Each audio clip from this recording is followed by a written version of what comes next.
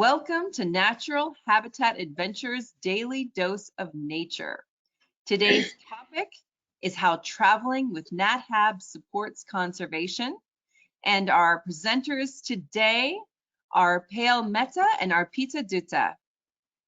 I'll go ahead and turn it right over to you, ladies. Thank you so much, Sunny. And hello, everyone. Thank you for being here today.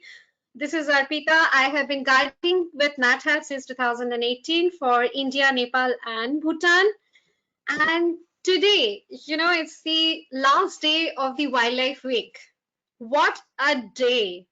I mean, nothing could have been better presenting this presentation on the 7th of October. Isn't it, Payal?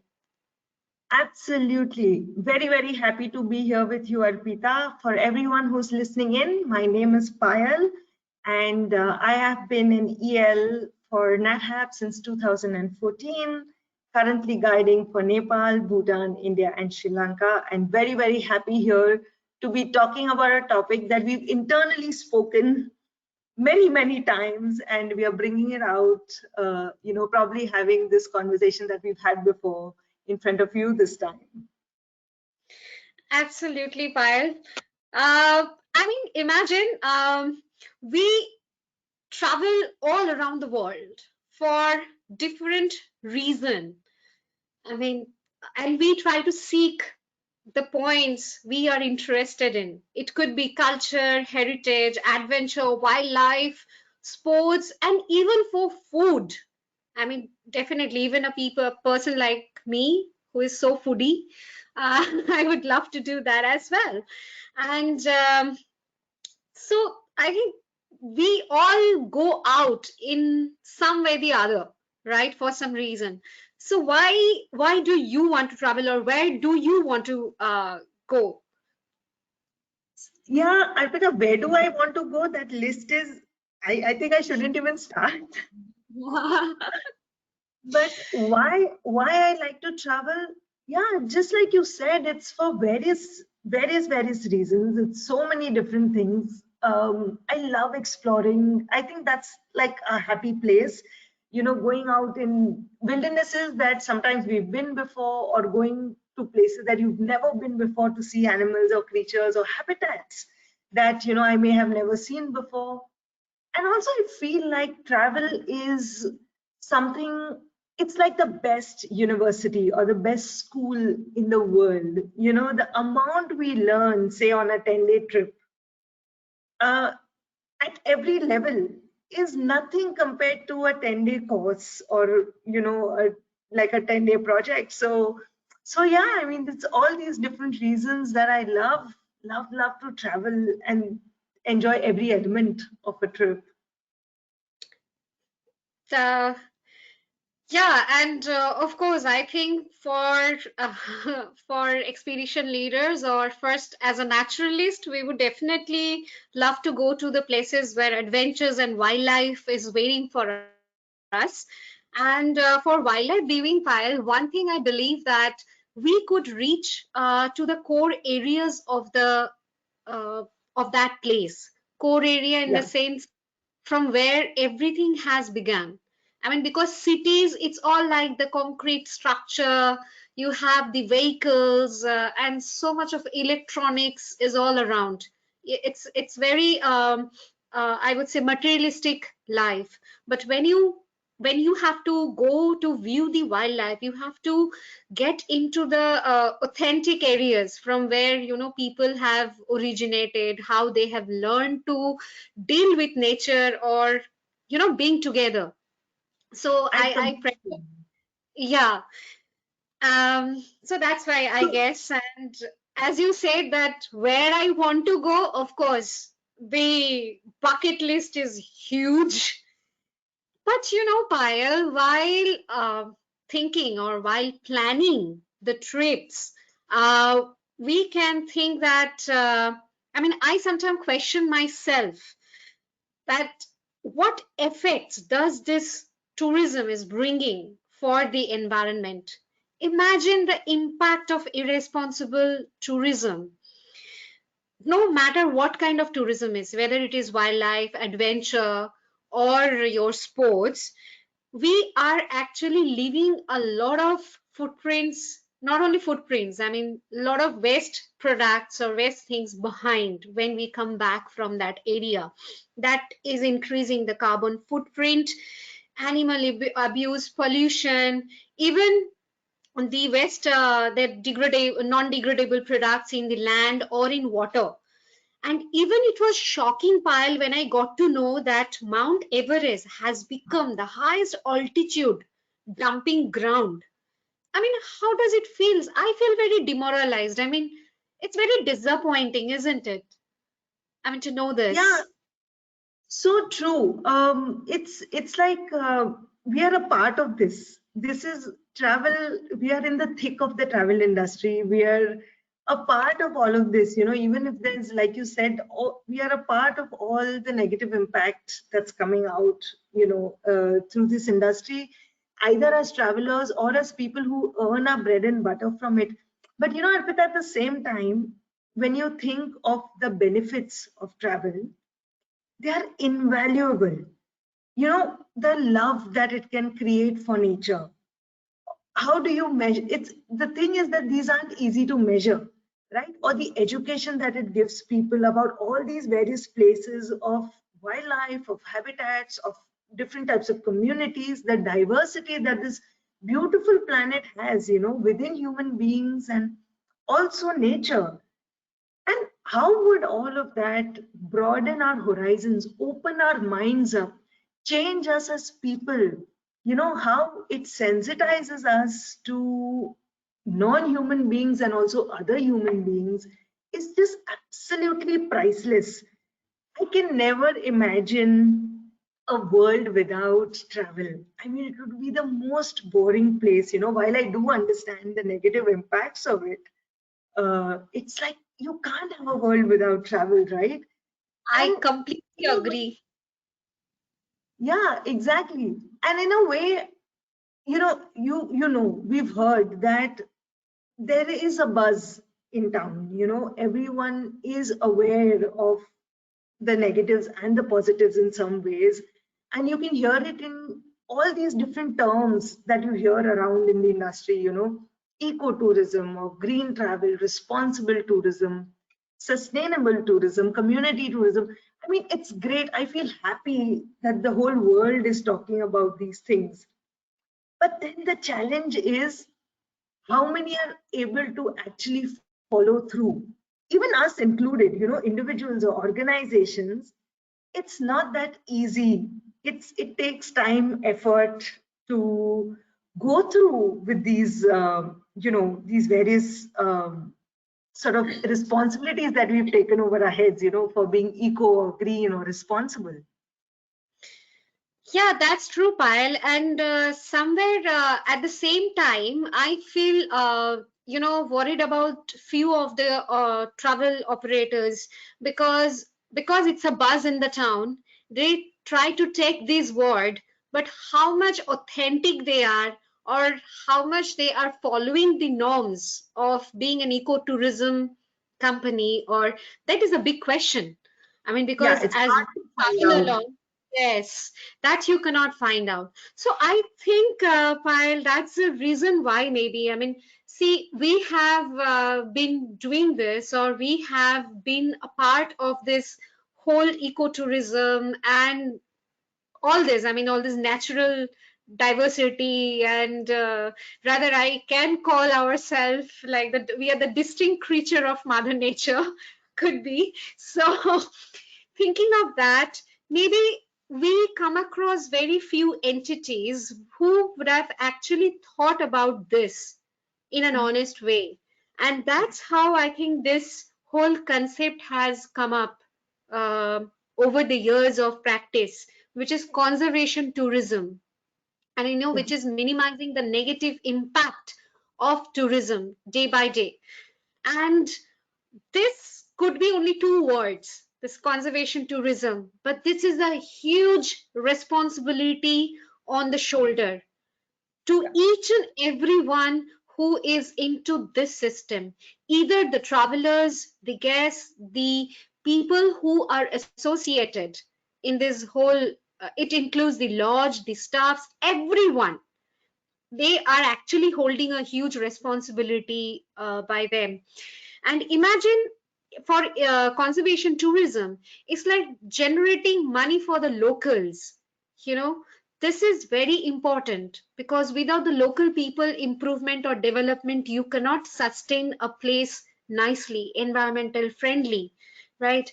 So, and for the lodges who believe in this kind of conservation, they are hiring people. Almost 70 to 80% people are hired from the local areas, which is amazing.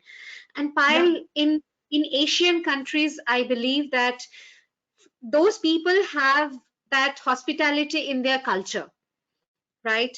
So over here, they might not know the etiquettes, or they might not be skilled enough to be in a 5-star or a 7-star hotel or a lodge, but they know how to give that warmth to the guest, to the people around, because they might not know that how to do the dining table, but they know how to give you a glass of water once you are back from the safari, from that scorching heat.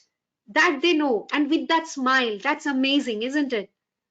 absolutely. I agree with you. I think none of these travels would be as wonderful without the actual flavor, without the actual experience of being amongst the local people who actually belong to the place that you are just a visitor to.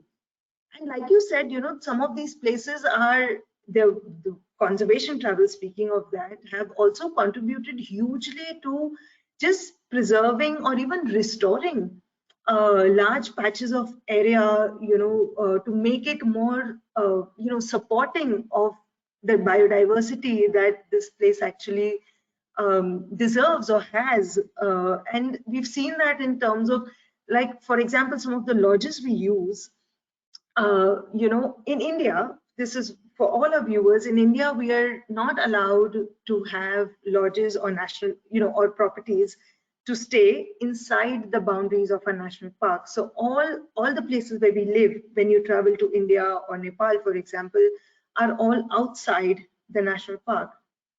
And so national park is a boundary, right? Not a real fence, but whatever marked out boundary in the map. And then you have these lodges just outside, which may have 40 acres or 100 acres of area. They build in just a small area, and the rest of the land, which may have been degraded forest or maybe a fallow field once upon a time, is allowed to regrow into the forest. It's like spreading the forest outside the boundaries of the national park, and allowing for that wildlife to thrive. Planting native trees, or butterfly host plants, so that there is something for every creature. I think all these little efforts, make you know are true to the term conservation travel, isn't it? Absolutely, Payal. And even in few lodges, we have seen animals inside the property.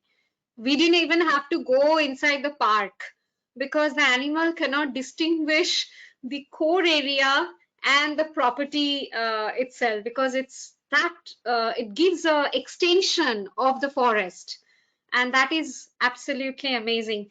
And while thinking about that or visualizing that, I would say why I feel so proud or privileged to be the part of Natural Habitat Adventures. And it's not just I am there, so I'm telling, but I could feel it. I could get each and every point. Not only I think all the expedition leaders and who all are associated with NatHabs, they would believe this thing, that the first thing Natural Habitat Adventures has come up with the mission that conservation through exploration. It's not tourism, it's exploration. Like you explore, with that you do conservation, and which can protect the planet from the inspiring travelers. Even we are travelers when we are going out to see some places. If we have those conservation norms or conservation mind, we would do the same thing to that place as well. And then supporting the local communities, and I can say boldly they influence the entire travel industry, and that is absolutely fantastic. Why don't you start up with why you feel the best about NatHab? Happy to do that. I'm going to start off with one of our most recent wins, if I may say. Imagine in 2019, NatHab ran the world's first zero waste trip. I mean, how amazing is that? It's unimaginable for most people, and NatHab's done it. This trip was in 2019, run in Yellowstone National Park. And through the whole trip, with the whole bunch of guests and the ELs, they produced less than a quarter bottle of waste. I know this is not always possible in every trip, but NatHab always tells us, always encourages us, and strives towards running trips that have the least amount of disposable plastic. As much as possible, they try to do whatever they can, to encourage us to, run these trips this way. And these things that NatHab does or communicates with us is not just this one-way advice, that you should run this trip like this, or why don't you reduce your plastic. That's not the approach. The approach is very, very different. It's thinking together, right? I mean, let me give all our viewers a little bit of an insider view of what happens behind the scene. After every trip, we ELs, we expedition leaders, have to fill out a trip report, right? And just with all the other questions, about were the dietary requirements of your guests met, or, did you, how were the wildlife sightings, and all, equal to that, there is a question that asks you about how to improve the level of sustainability on this trip. Please share examples of where we can reduce single-use plastics or where we can eliminate styrofoam. They complete the loop. After every trip, they want to know how this trip can be made better, not just in other departments, but also in the Department of Sustainability. I think this says a lot about, a company like NatHab, whose goal is to, sort of make their presence in the travel industry a net positive for the places where they are visiting, isn't I it? agree. Absolutely. And this is an I think this is very honest, not only towards the guest, towards the world, but it's also an honest approach towards the people who are working with NatHab. I mean, there is nothing hidden in this organization. And talking about that, Payal, NatHab is the first, 100% carbon neutral company in the world. And since 2007, it's been a long way. It's been a long way. And even being a travel organization or travel operator, they know that traveling is actually the carbon emission, whatever is happening, it's also a part of the change in climate and the climate change. I mean, they are contributing a part in the climate change, and NatHab knows that. They says that if you go through the website, you will know that they confess that. But they don't stop there. They know what exactly need to be done. So they in from 2018, they have partnered with South Pole, which is a sustainable organization who are working with the emission of the greenhouse gas, and to get it in transferred offset, get it transferred by different projects. so that they can offset that greenhouse gas. And Nat Hab, I mean, in 2019, and that is not, long back. In 2019, the calculation says that Nat Hab could offset carbon impact by 300 to 400%. That is really a wow. Amazing. But it's not only that, Payal, for all of us. It is not possible for all the guests or all the travelers or all the staffs to go exact areas and to do something related to carbon emission process or project. But how NatHab does is NatHab calculate the carbon emission from all the adventure trips, including the official trips they do, and they fund equal amount to the carbon reduction projects. And some projects like renewable wind energy in India, reforestation with the native trees in Zimbabwe, and also the biofuel stove at Rwanda to to replace the burning of wood, and even direct flights to our global destination, ban all this connecting flight and small transports so that they can reduce the carbon emission. I mean, this is absolutely a big thing to do. And not only by saying, they do it, they execute that. Yeah, and that takes effort. I agree. I loved hearing about the South Pole partnership, Arpita. This is really so cool. And speaking of partnerships, how can we then leave out the super long-lasting, long-term, very committed partnership between NatHab and WWF? I mean, it's going on since 2003 that they have been partners with each other. NatHab gives, as we all know, 1% of its gross sales, mind you, not profit, sales to World Wildlife Fund, right? Every year, and over and above, they do an extra $15,000 annually.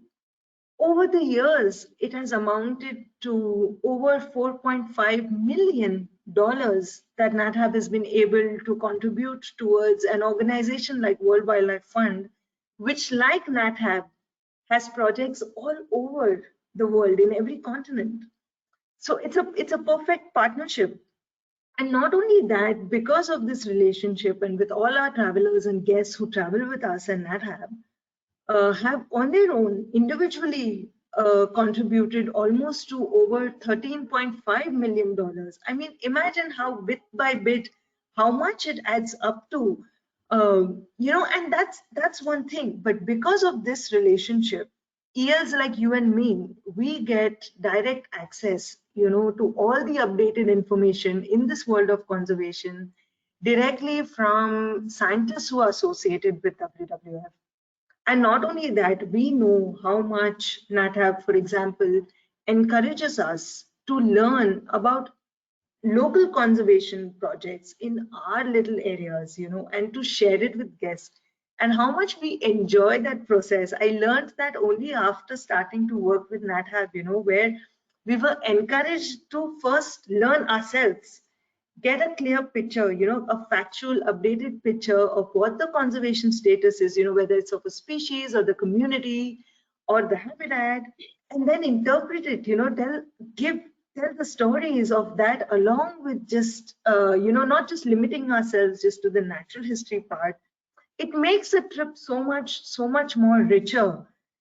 And all of this is also not where they stop.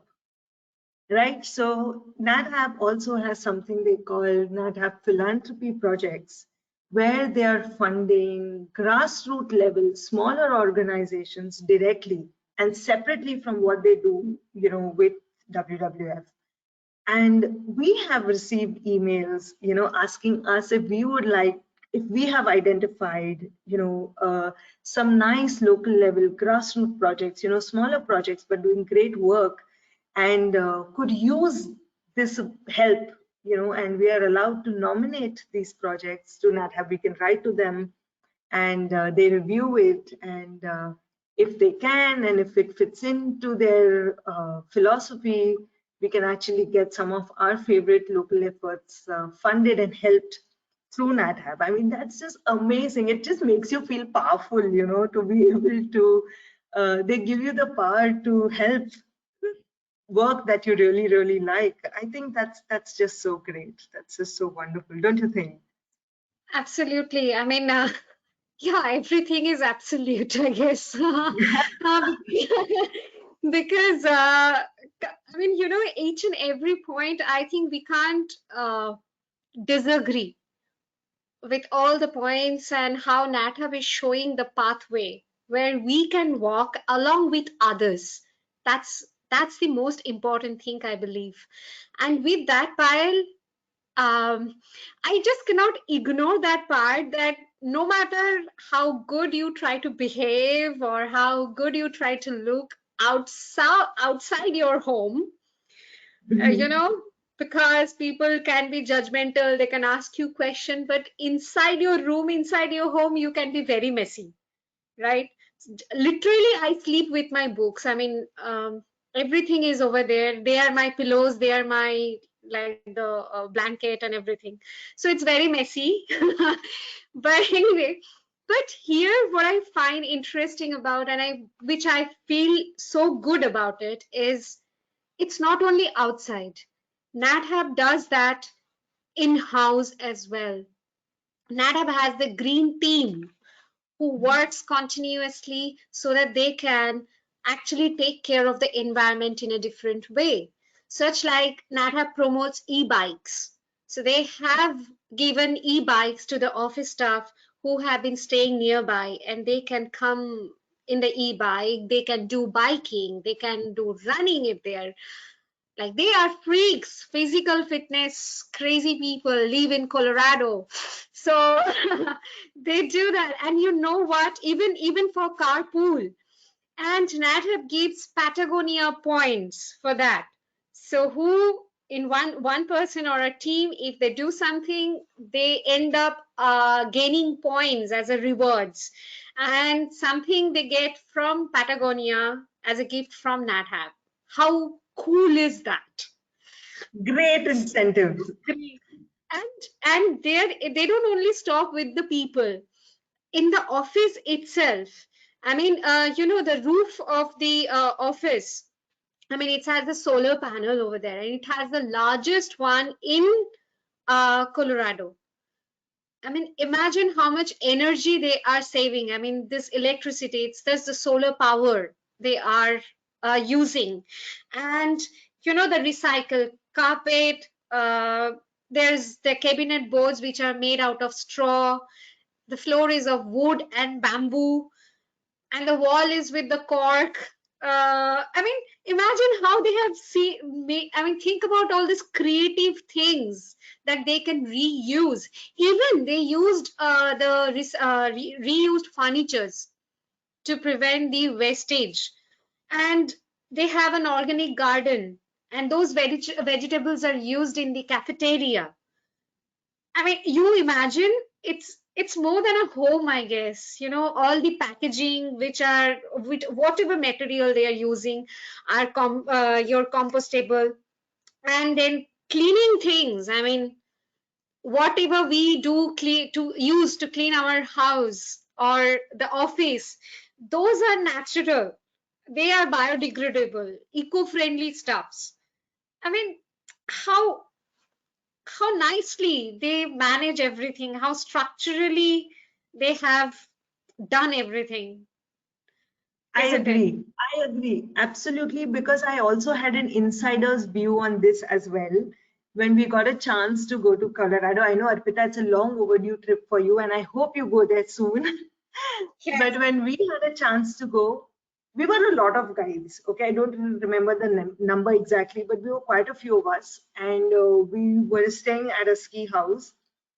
And for this entire training, which was almost 5 to 6 days, we had with us someone from the office who was appointed as, I don't know his designation, but as like a green check officer, and who made sure, whose only job was to make sure that the entire training is run as sustainably as they could. And I know that also firsthand, my personal experience. So, the room that I was staying in, once the bathroom clogged, the drain clogged, and we were out in a ski house, somewhere far away in a remote area, and he actually took the effort to look for that, bioenzyme cleaning agent, but didn't succumb to just that quick, easy, any, cleaner to clean the drain. I mean, and I saw that effort. I saw it happening. And I know that they actually walk the talk, they mean it and they follow through with all these different principles. It's amazing. Great, Payal. Thank you so much for sharing this. I mean, it's not only we hear, we this is how I was telling, that we feel it. I mean, it's not only we hear, we read, we get to live in these ideologies, isn't? Correct. And Absolutely. another best part about this NatHab trips or being in NatHab is they don't walk alone, as you say that you know you cannot do that, so they don't do that. They walk along with everyone. They try to bring a lot of people into this conservation tourism process system. So wherever we go, in every destination we have local guides who are like the educators in those areas. And being with NatHab, they also get introduced to different ideas where this conservation can that can take place. And of course, they know their people, their land so well that it becomes little easier to spread the awareness and to bring lot more people. It's like a channel, okay, lot more people into the system. And so you can see here, I mean, we always go ahead with people, and not there. Even the lodges we go, there are local peoples who have been hired, which we were talking like few minutes back. And we NatHab hire local vehicles. I mean, the vehicle who are owned by the local people, the boats again, who is owned by a local person, and even we have our local, very local guides. I mean, who are born and brought up over there. And if you see these children, their parents are working in this tourism industry, in this conservation industry. So whatever they are earning, that earning goes to their household, I mean, for their household. And even from the percentage of profit, the lodges also helps these children for further education. So there are a lot of other guides and naturalists. They go to these type of schools and they do take classes and spend time with these children. That is absolutely fantastic. I agree with you. I agree with you. I mean, it's a chain, right? It's a process. It's like ripple effect. You Yes. do one thing, but that one action has so many more radiating benefits, which go so much more far out. And it's so this is one thing I agree with you. And then there is what NatHab does directly, by just setting examples. For example, setting example for example, I said leading by example. I mean, for example, the lodges we use, NatHub sends their gear, right? Of course, they send us lovely uniforms, which are super durable, very comfortable, apt for the weather and the place that we are leading our trips in, and we wear it with pride. But also these little things. Look at the attention to detail, like sending metal safari cups that can be reused instead of the very easy, disposable ones that are so easily available in all these destinations. But with this action, you're teaching the lodge and everyone else who's watching you that it's possible, there is an alternative. And it just takes a little bit of thought to, use that. right? It's leading by example instead of going out and preaching about it, because this is right there out in the open. I think about this so many times. For example, we often feel small, right? Like you said in the beginning, we feel like we are just individuals and what can we do as individuals? But just look at this one trip, right?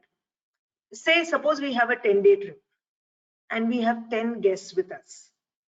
Even if each guest had to drink just one bottle of water per day, which never happens in India, it's so hot. But imagine minimum. Still at the end of the trip, you have saved 100 water bottles from reaching the landfill, right? And that is just water bottles. Think of every other aspect along the way, whether it is packed lunch someday, using bamboo baskets for it, or, for example, the tiffins that we rotate, for packed food, which can be reused over and over again. All these little things just add up to such a big number. It's amazing. It's amazing what an impact we can have, right? That's True. just amazing for me. Very true. And as you say, that changing the thoughts of the lodge as well. So, as I said, that it's not only outside, it's from the home itself. It's not only for people who are outside, for the guest. There is or there are many personal touches that have given to their family members, or I would say the team member. Let me share about one incident that when we were like about to get our gears, and I had to coordinate with one of our colleague out there in Colorado, Nick, and we were just talking that how should we call each other in in a smaller small name, like not to take that.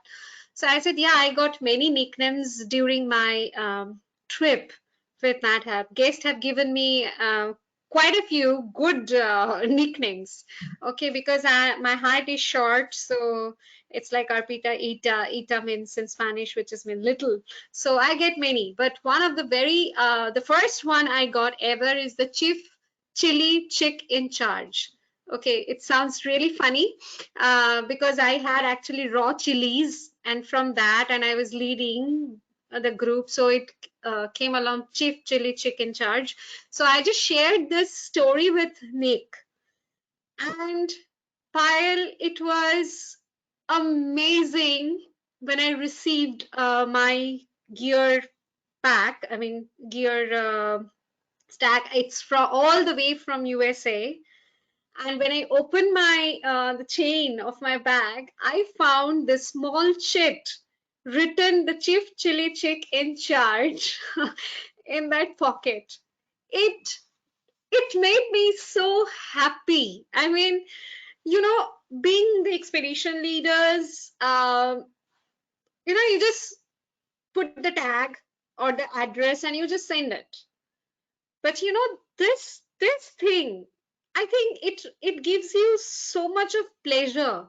That yes, you are the part. It's not by just verbally, but honestly, in every way, you are a part of this family of natural habitat adventures. So it's amazing. I'm sure it made your day that day, Arpita. Absolutely, by obviously. I think the entire week I have been talking about this to all my friends and families.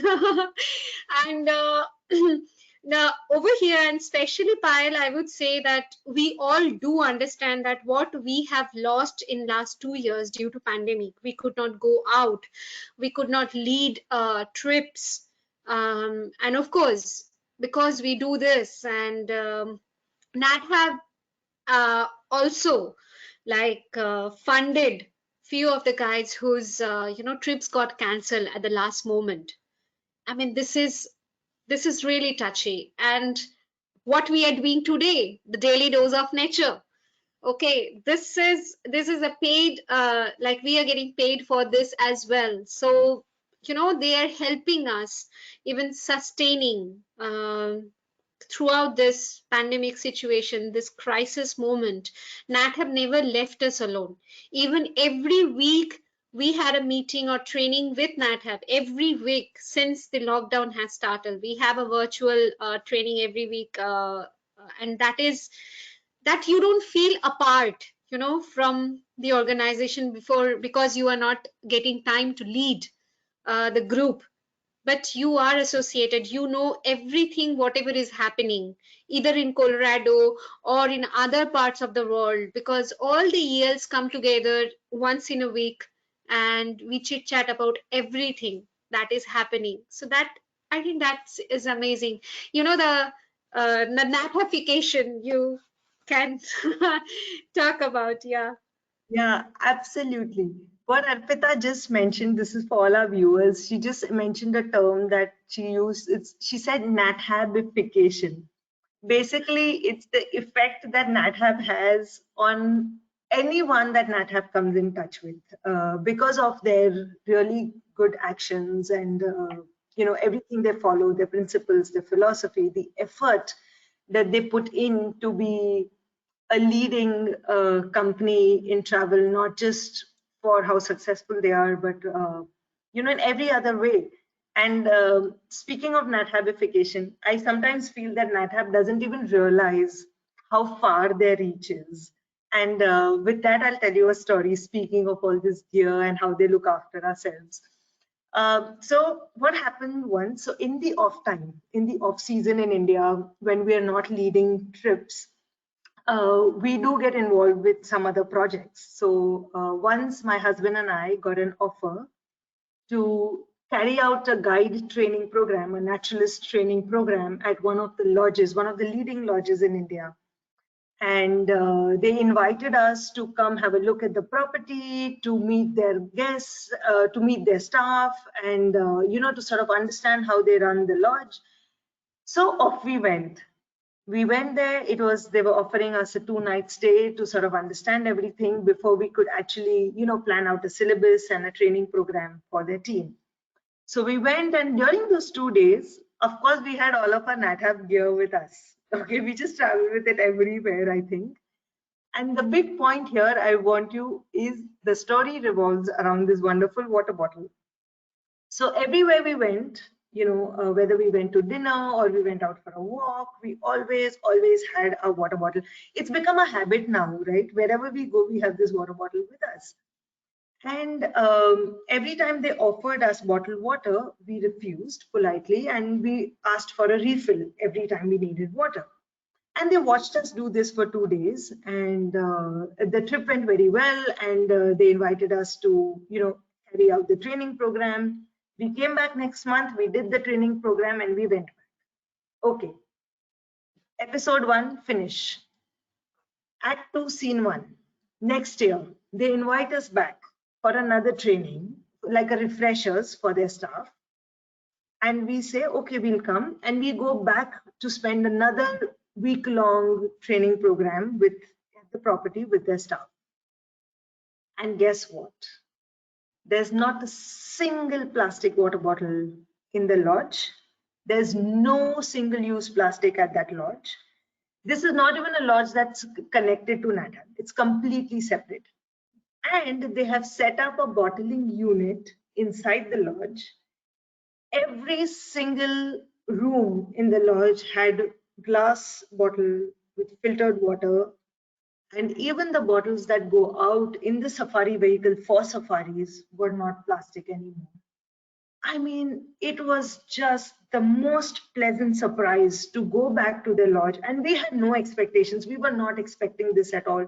We just went up there, and when the general manager told us that, we watched you, we saw you last time, and we said maybe we can also do this. I mean, it's amazing how far NatHab reaches. I don't think NatHab knows how far they reach. I agree. I mean, completely. This is where I can say that Nat Hab, I mean, not only, I mean, they are not selling the trips, they are not selling their products. they are partnering with people around them or around those destinations, because single-handed, no organization, no matter how big that is, they cannot survive with such responsible thoughts. So Nat have wherever, I feel like it's like the mycelium, the fungus, the root of the fungus. So you never know, wherever you are stepping in, you are bringing the ideologies with you. And it's our responsibility, and it's people who, I mean, to all the people who are travelers, who are associated, it's their responsibility to spread the awareness that how things are. And I hope soon this this entire world can catch us with this ideologies, or with these norms of conservation tourism, and we can save the environment at least as much as we can.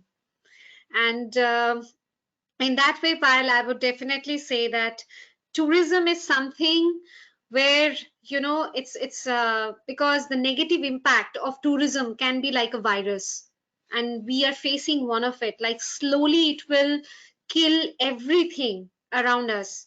But being the mycelium in a good way, being associated with this kind of entities who really believe that conservation tourism and honestly follow that, we might change the tourism into a green, in much greener way, in environmental friendly way. Yeah, I agree with you. And, being associated with organizations like this, they make you think at an individual level. They make you think about how you can be a more responsible traveler, and not just travel, even in day-to-day life, about, are you collecting enough laundry before you run the machine? Or, are we sharing food when we go out to eat, or we order in, or are we ordering individual plates, which invariably ends up in wastage, for example. And honestly speaking, it's so much more fun to share food, actually, especially coming from the Indian culture that we do. And of course, about our interactions with wildlife, however small or big, however urban or, pristine wilderness, if I may say, all of these things, our individual behavior, we buy local, or, every single impact at every single step. It's just amazing what an association like this, who's leading by example. Actually speaking, Arpita, this leading by example is also something I think I need to learn from. Do you face that when you see something wrong happening, or people throwing plastic, or, doing something, we get angry? Instead of that, just actually following the right things on our own, right? Leading by example is also something, is a huge lesson to be learned from Nat Hab, I feel.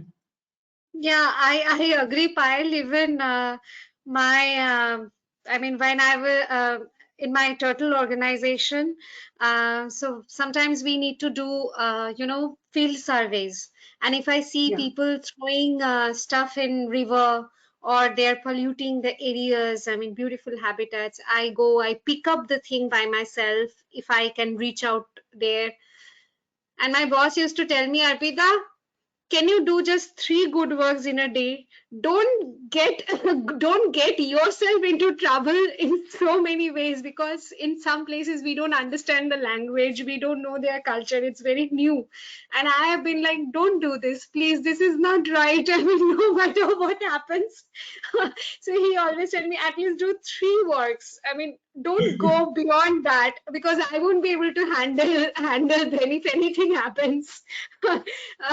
So yes, this is, and I think when we are talking about individual effort, I think all the individual people, I mean, all our individual guests, even the heroes, I mean, because when they are choosing some travel entities like Nat Hab, they are actually putting a lot of effort or a lot of contribution towards conservation.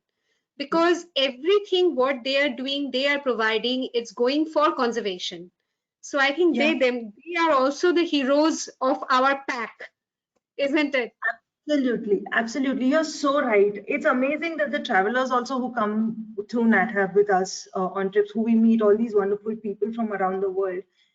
Yeah, of course, they've chosen the right, or they usually choose right kind of organizations to travel with. They do their research, but also in their own right, individually in their own homes.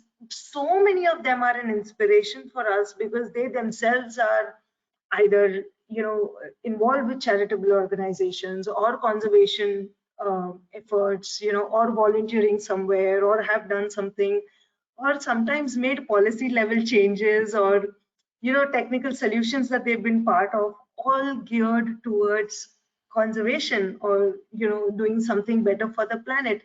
And that's why I think we come a full circle with this webinar, where we say that if we don't have travel, if we don't meet the natural world or connect with it, do we know how does it feel to be in love with something that's endangered, right? These creatures that we love, or these places that we love. And if that connection is not there, which is not possible in today's world without travel, because all of us are. Yeah, and it is scary to think about losing them. It's really scary. Uh, Yeah, exactly. There is a beautiful quote by Baba Duvin, I think I have recently learned, where they say, I don't know the exact words, but it says that you can only conserve what you love, you can only love what you understand, and you can only understand what you've been taught. And on wow. these travels is what you learn, right? You're teaching yourself, and that eventually leads to love and then conservation. And so the only way out is to keep traveling, but make traveling as sustainable Meaningful. as we can. Meaningful and sustainable, absolutely responsible. So yeah, I think with that, uh, we should we can close this beautiful session. Thank you, Arpita, for giving this brilliant idea. Yeah, and plan for our next trip as soon as we get the pass to travel. Yeah. Absolutely. Sure. Yeah. So thank you everyone for listening. I think we'll Yes. be open to questions. Ladies, thank you so much. I learned so much about that from your presentation, and really am inspired. So thank you for sharing all those personal stories as well. Before we start the Q&A, I'd like to remind everyone that you can submit your questions via the questions field in your control panel. So I think you covered this one, but let's do it again just in case. There are some folks who are going to be traveling with Nat Hab next month, and they're curious about the water bottle situation. Do all of our trips have a similar policy, or can they expect that there will or will not be water bottles on their trip? So I don't know about all the trips all over the world, but as far as I know, all our guests are given water bottles. And so far as NatHab is confident of good, clear, clean filtered water available at the destination, we encourage our guests to refill their bottles. The expedition leaders are fantastic. They know in each destination, wherever safe water is available. In case of illnesses or a rare situation where safe water is not available, we do reach out to bottled water in that case, or if there's an illness, like I said, in the group. Excellent. Let's see. Not many questions today. Let's just give folks another minute. Any questions out there, please share.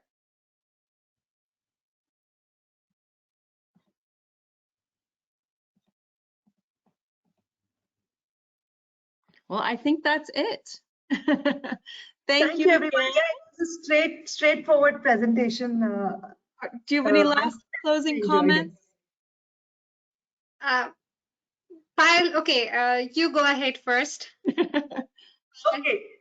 Closing comments. Well, thank you everyone for listening. This is not our usual biodiversity, natural history related topic today, but all of you showed up. We love speaking about this. This is often an internal conversation between all of us guides or within the travel industry, and we constantly strive towards making our trips more and more sustainable, and none of it would be possible without your support. So thank you everyone for listening in, and thank you for always being such amazing guests. Yeah, as you said, Payal, it's actually I really don't need to repeat the same lines.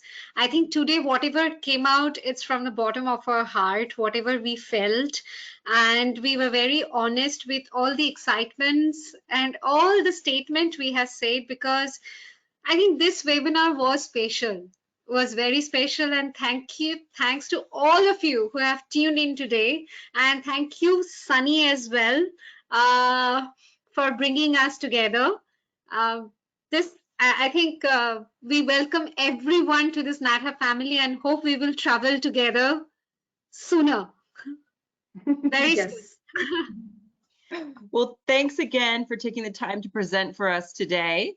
I'd also like to thank everyone who tuned in. Please join us tomorrow for our next Daily Dose of Nature. You can check out this week's lineup, including registration links, on our website at nathab.com/webinars. We did record today's presentation, and we will have the replay available on our website soon. With that, I will conclude the webinar. Thanks again.